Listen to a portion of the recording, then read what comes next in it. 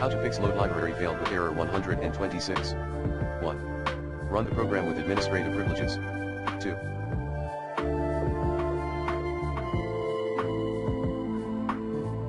Run the SFC scan as admin. 3.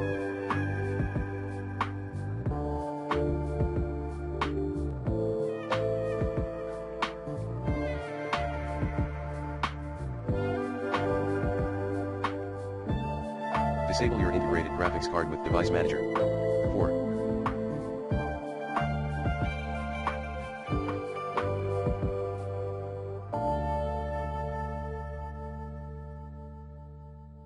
Run c:/windows/system32/copy-atio6x.dll. Command as admin.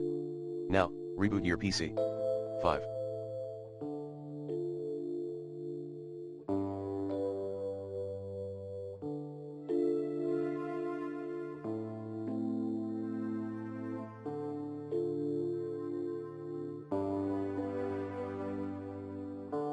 Perform a clean boot.